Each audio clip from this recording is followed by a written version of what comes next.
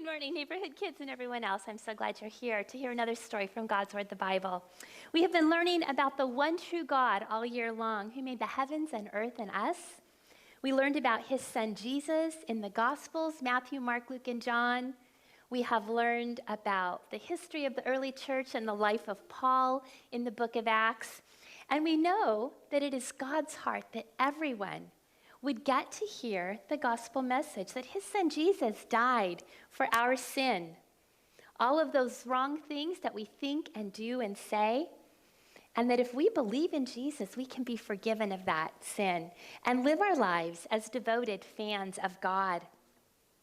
We've been getting a glimpse of how God continued to use Paul through writing 13 books of our New Testament. And he wrote those to encourage the new believers as he had traveled around on his missionary journeys and to teach them how to live lives that pleased God. Let's practice saying the blue books that Paul wrote. We're going to begin here in Romans.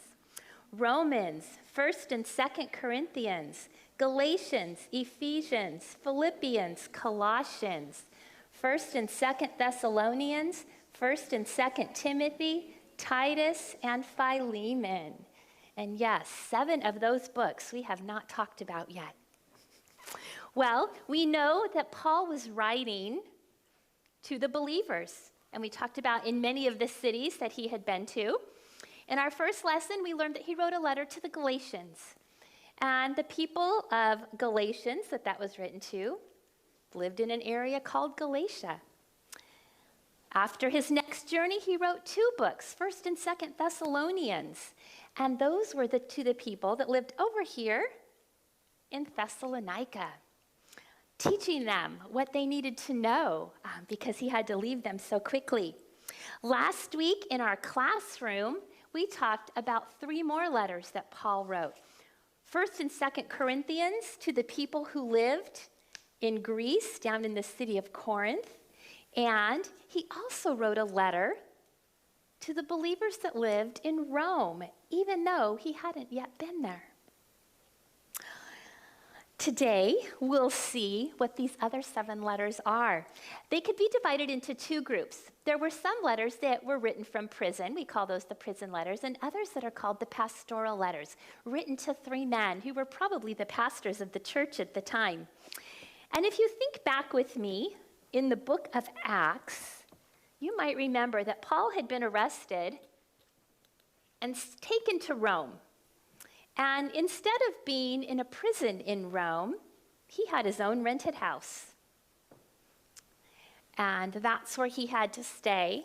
He also had the friendly guard who was with him 24 hours a day, 7 days a week for the 2 years that he was there in prison. Paul did not waste that time. While he was there, he met with anyone who would come talk to him. He shared the gospel freely, and he wrote 4 more letters. He wrote the book of Ephesians to the people who lived in Ephesus. And he told them that they needed to watch out for false teachers. There were people who were teaching wrong things, and he said, you need to act in love. He wrote another letter to the Philippians, the people who lived up here in Philippi. And he said, people in Philippi, you need to be as humble as Jesus. You need to think more of other people than yourselves. And he also thanked them for a gift of money that they had sent him because he had to pay for his living accommodations. He wrote a 3rd letter while he was there to the people of Colossae. We call it the book of Colossians. And it was over here, not too far from Ephesus. And he reminded them that they needed to watch out for false teachers who would teach wrong things, and that they needed to make good decisions about how they were living their lives. He wrote a 4th letter, this time to a man named Philemon. Philemon actually lived in this city of Colossae. He was a wealthy man. He had a large home, and the church met in his house. And Philemon owned some slaves. One of the slaves, Onesimus, stole from him and ran away. And he actually ran here from Colossae. He came all the way over to Rome. And who do you think he met in Rome? God took him right to Paul. And Paul shared the gospel with him, and Onesimus repented, and he was sorry that he had taken that money or that item from Philemon. And so he went back, as Paul encouraged him to do. And Paul wrote a letter explaining what had happened with Onesimus in Rome. About this time, Paul was released from prison, and he got to travel. And kids, last week in class, we said he had wanted to go way over here to Spain, but he hadn't gotten there yet. So maybe he went to Spain at this time. He probably went back to the churches and the believers that he knew and continued to share the gospel. But what we do know is that in those last few years of his life, he wrote 3 more letters. And these are called the pastoral letters. They were written to 3 men. We've met one of them before. We met young Timothy on the second journey.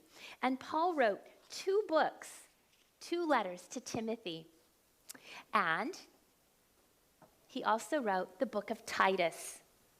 These men were probably leaders in their church. Paul gave them good ideas about how to choose leaders for their church and how to be good leaders themselves. And then Paul was arrested once again, probably up here in Troas, and he was taken back to Rome. But this time, instead of living in his own rented house, Paul was actually put in a dungeon.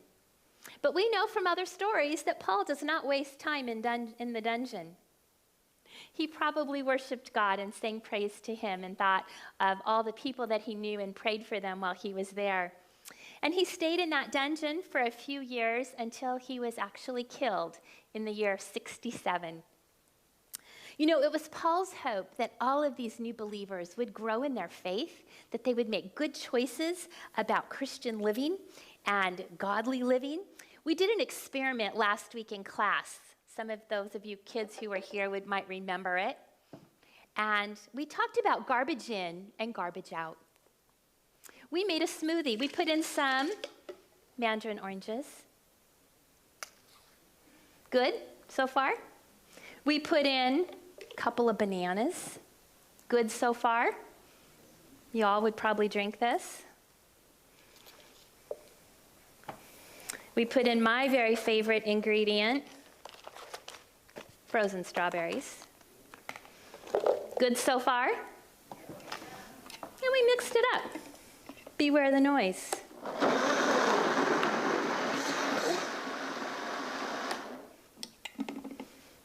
Pretty good.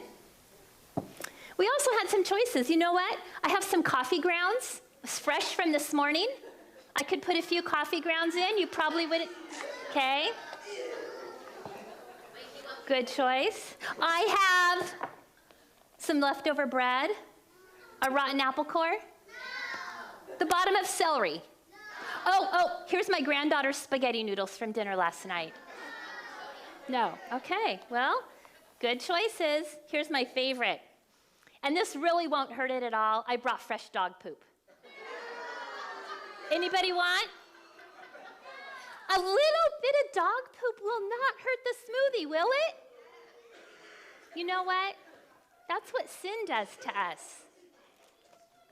When we ask Jesus to forgive us of our sin, the hearts are covered up, but when we ask Jesus to forgive us of our sin, he makes us clean and fresh and new, just like this delicious smoothie. But we think we can put in little tiny bits of wrong things and sinful choices, and what does that do? It would ruin our smoothie. Could you really drink a smoothie with dog poop? It would gross you out. You probably wouldn't even drink it with some coffee grounds. This is just a reminder. What was Paul saying? Paul says, beware of the false teachers, guys. Make good choices. Live lives that please God. And just as those letters were for the new believers back then, they are for us today. And I hope that as you go forward, you will choose to live godly lives and please God each day.